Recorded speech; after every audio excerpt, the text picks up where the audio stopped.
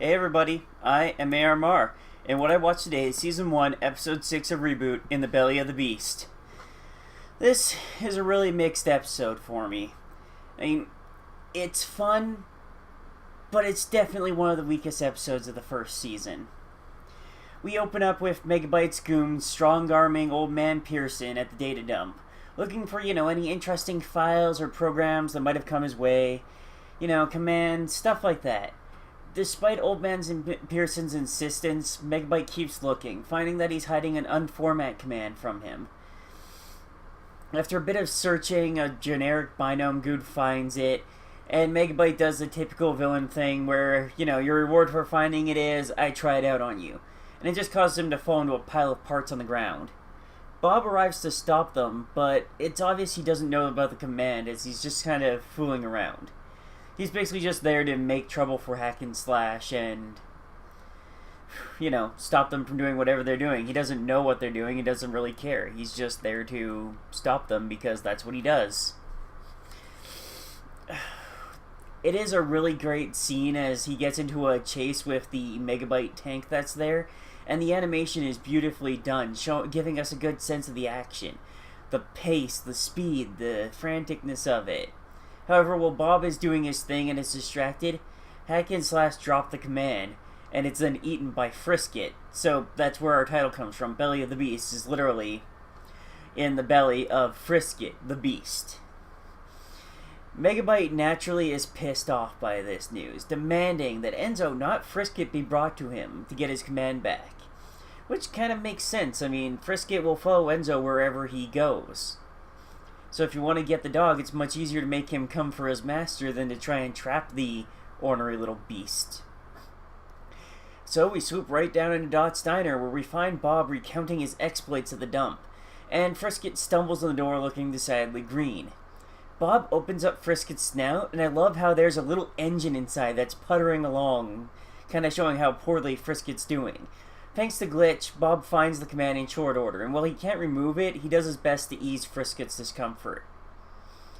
To get the sick dog out of the store, they send him to find Enzo. This bothered me a little because a clearly in pain animal that came inside for safety was just sent away by our heroes to find someone who Dot admits is on his way there and will be there any second. So instead of just letting Frisket wait there where he'll be comfortable, for the sake of the plot, they go, nope, sick dog, get out, go find Enzo. How does this help anyone other than, the plot? Our heroes are being a little bit of jerks in this episode, and it really is just for the sake of advancing the plot of this episode. Enzo, like a hero should, actually shows concern for his pet, as Hack and Slash swoop in, kidnapping him into the back of one of Megabyte's tanks. Frisket, showing what a loyal dog he is, does try to chase them down, following them all the way to Megabyte's fortress, despite how by the time they get there, he is so sick he is literally just dragging himself along the ground. I feel really bad for Frisket in this episode. I mean, dang. Anyhow, as this happens, as they get to the fortress, a huge cage is dropped on Frisket. And we get a musical sting for the commercial, where the commercial break would have been, as Megabyte declares that Frisket should be brought to the tank. Ooh, ominous. Complete with that sting, super ominous. We return to the diner where Dot and Bob are wondering why Frisket and Enzo aren't back yet. It's almost like it was a bad idea to send the sick pet off to find the boy who was coming straight to you. At least if they hadn't sent Frisket out, they'd know where he is, and only Enzo would be missing. And, I don't know, that seems a little better than both of them being missing. We see the tank, and it's this, cool-looking computer science-y slab thing with glass windows. And it's manned by an Igor and Dr. Frankenstein-looking set of binomes. I love that. It's, so cool. And, the Igor's even going, oh, it is just so much fun.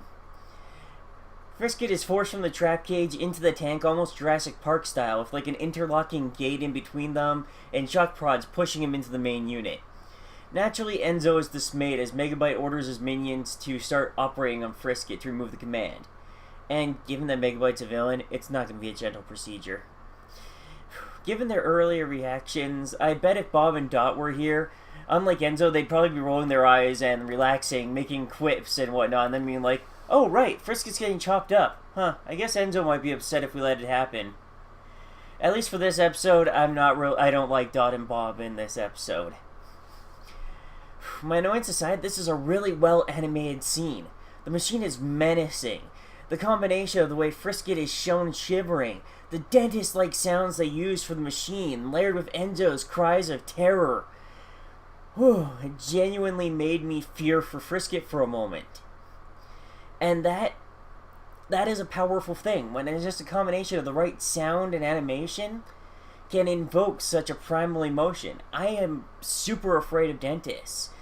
So having that sort of like dentist drill sound being part of the setup, the tension is immediately destroyed as Enzo uses a yo-yo to turn off all the machines and thwart Megabyte's plan. Wow, Megabyte is really quickly becoming ineffective. Then again, he's one of those yo-yo kind of villains where one episode he will be super badass and effective and give our heroes a run for their money. And then other episodes, he's a clown. Maybe he's just a clown wearing a Megabyte suit and Megabyte's actually off somewhere else. I don't know. But in this episode, he's in full clown mode. Megabyte is pinned down by Frisket almost immediately after declaring that he'll restore order himself. And the dog takes off, escaping with Enzo deeper into Megabyte's complex, trying to find, well, a way out. The pair do get cornered once, but Frisket, being Frisket, manages to escape with Enzo, getting him to safety once more. They then find the power conduit, and do a lot of damage. I mean, they're doing more to fight Megabyte in the last couple minutes than we've really seen Bob do in, like, how many episodes? 6 now? It's... I mean, really, come on, Bob. The kid is doing more against the virus than you.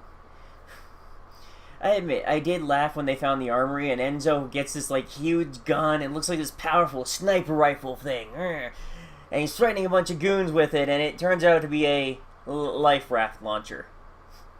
And really, a moment later, we get Frisket on this big missile launcher box that I swear had printed on it, "Do not taunt." Yeah, you don't want to taunt the guy with the big-ass missile launcher. I'll go with that. That's a well-executed, funny little bit in an otherwise exhausting episode. The next bit is Enzo driving a tank he hijacked and forgetting for a moment that he is in a tank. As Hack and Slash try to block his way with their bodies, holding their hands out and being like, "You shall not pass." And I'm like, it's Hack and Slash, and you are in a freaking tank! But Enzo panics, swerving desperately to avoid them. He's in a tank. I'm sorry, I know I'm stuck on this, but tank! He narrowly avoids the two, and he continues to fly it down the corridor, Megabyte in hot pursuit. There's a kind of cool moment where Megabyte actually manages to catch the tank and just physically slam it down. But instead of managing to catch Enzo and Frisket, he narrowly misses them as they jump into a Sprite-sized mail tube. Convenient.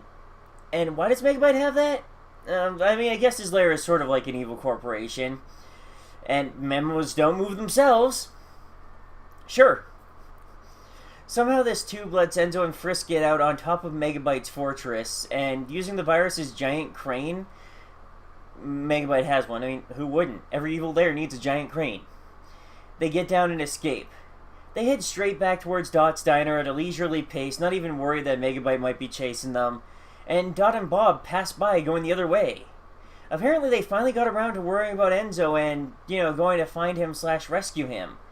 And they were proceeding towards his location at a brisk, relatively walking pace, given how slow they appear to pass Enzo by as he's going the other way.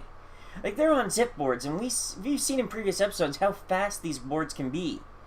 But despite how they supposedly know that Megabyte had Enzo, and should be worried, they're just sort of like, do-do-do-do-do, barely going any faster than Enzo is the other way. I mean, we know there's no sense of urgency, but what the hell is with Dot and Bob in this episode? This is a writing thing that happens often enough that annoys the hell out of me when it's done wrong. I mean, I get in these series, especially when you have the small kid character, you want the occasional episode where they get up to hijinks on their own.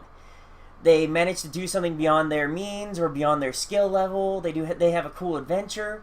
The thing is, you have to find a good reason why the adult characters are out of the picture.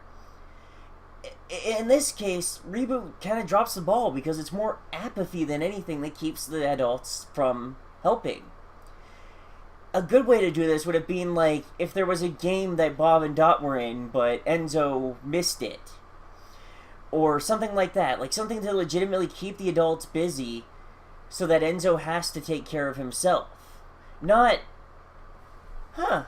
Enzo's late. I wonder where he could be. I won't think about it.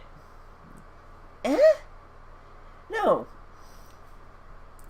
I mean, a really great example of this actually comes from Justice League Unlimited.